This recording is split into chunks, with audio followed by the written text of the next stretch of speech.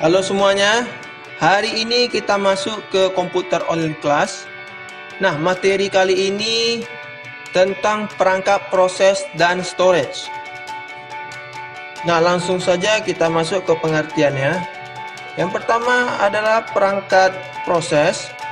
Pengertiannya adalah kumpulan dari beberapa hardware yang saling terhubung satu sama lain yang berfungsi untuk menerima input data dari peralatan input dan diproses menjadi sebuah informasi yang akan ditampilkan untuk pengguna komputer. Nah, jadi perangkat proses inilah yang memproses data-data ketika kita memasukkan melalui perangkat input. Jadi, disinilah semua informasi-informasi itu diproses. Sedangkan perangkat storage adalah sebuah perangkat penyimpanan yang memiliki fungsi untuk menyimpan berbagai jenis data dari sebuah hasil pemrosesan pada perangkat komputer. Nah, jadi di perangkat storage inilah kita menyimpan semua file kita seperti video, foto, file-file tugas, dan lainnya. Sekarang apa-apa saja perangkat proses tersebut? Nah, berikut ini adalah perangkat proses. Yang pertama ada prosesor. Nah, prosesor ini merupakan komponen utama pada komputer yang berfungsi sebagai otak dari komputer tersebut. Nah, jadi prosesor ini merupakan inti dari perangkat komputer. Jadi, tanpa prosesor, maka dia tidak akan bisa memproses apa yang ingin kita kerjakan dalam komputer. Walaupun bentuknya kecil, tapi fungsinya sangatlah penting di dalam perangkat komputer. Oke, perangkat selanjutnya ada RAM. RAM ini adalah suatu hardware di dalam komputer yang berfungsi sebagai tempat penyimpanan data sementara dan berbagai instruksi pada program. Nah, cara kerja RAM ini sama seperti RAM di handphone. Ketika kita membuka aplikasi YouTube, lalu tiba-tiba kita ingin membuka WhatsApp, lalu ada notifikasi dari Facebook. Maka ketika kita menggunakan aplikasi secara bersamaan, maka RAM inilah yang bekerja untuk menyimpan sementara aplikasi yang sedang kita kerjakan. Nah, perangkat selanjutnya ada VGA card. VGA card ini adalah suatu perangkat keras komputer yang berfungsi untuk mengolah dan menerjemahkan data grafis komputer menuju ke layar monitor. VGA ini memiliki graphic processing unit sebagai prosesor dan juga membutuhkan memori. Pada umumnya kartu grafis atau VGA card ini bisa dianggap sebagai komponen yang penting dan juga bisa dianggap komponen yang tidak penting.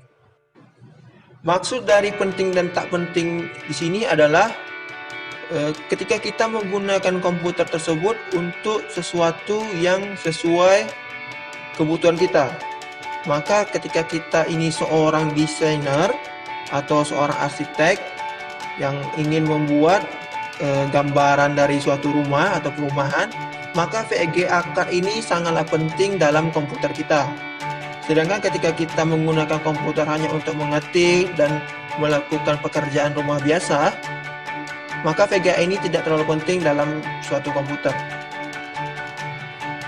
Oke, selanjutnya ada motherboard. Nah, motherboard ini merupakan papan sirkuit sebagai tempat untuk meletakkan beberapa komponen seperti RAM, hard disk, dan lain-lain. Nah, jadi motherboard ini biasa juga disebut sebagai papan induk.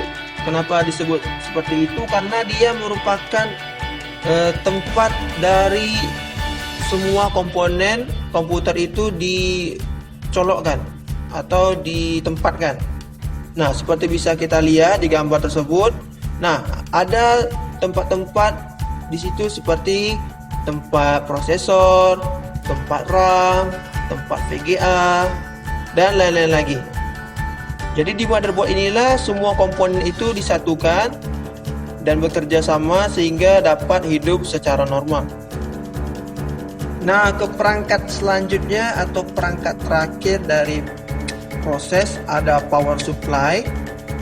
Power supply ini merupakan suatu perangkat elektronika yang berguna sebagai sumber daya untuk perangkat lain, terutama daya listrik.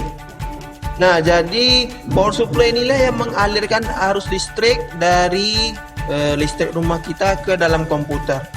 Jadi semua peralatan ini ada fungsi-fungsinya.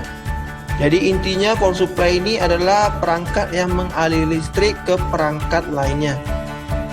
Sekarang apa-apa saja perangkat storage? Nah, perangkat storage itu pertama ada hard disk. Hard disk merupakan sebuah komponen perangkat keras yang menyimpan data sekunder dan berisi piringan magnetis.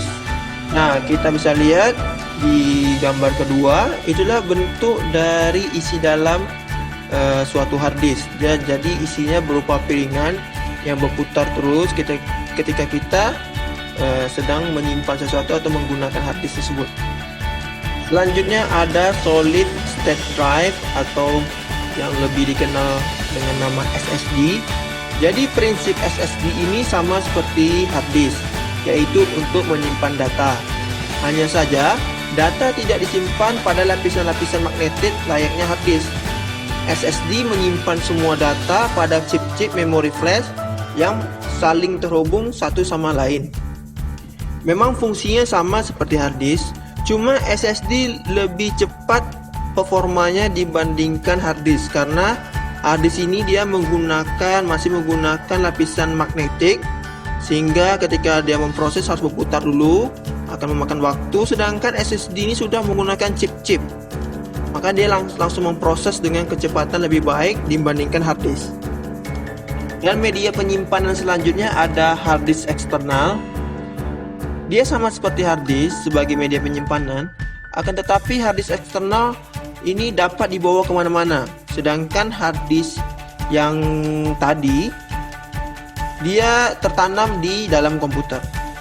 Jadi ketika kita ingin mengcopy data yang berukuran besar, maka biasanya kita menggunakan hard disk eksternal ini, karena ukuran hard disk eksternal ini lebih besar dibandingkan media penyimpanannya seperti flash disk. Oke, kita masuk ke USB flash disk. Jadi USB flash disk ini alat penyimpanan data memori flash tipe NAND yang memiliki alat penghubung USB, dan biasanya ukuran dari flash disk tidak terlalu besar. Nah, jadi dia memang sama-sama media penyimpanan, sama seperti hard disk eksternal itu, mudah dibawa-bawa juga kemana aja. Tetapi kekurangannya adalah biasanya ukurannya itu tidaklah besar, hanya beberapa giga saja. Baiklah, sekian dulu materi dari Mister. Semoga materi perangkat proses dan storage ini dapat kalian mengerti dengan baik. Terima kasih atas perhatiannya, dan sampai jumpa lagi di pertemuan selanjutnya.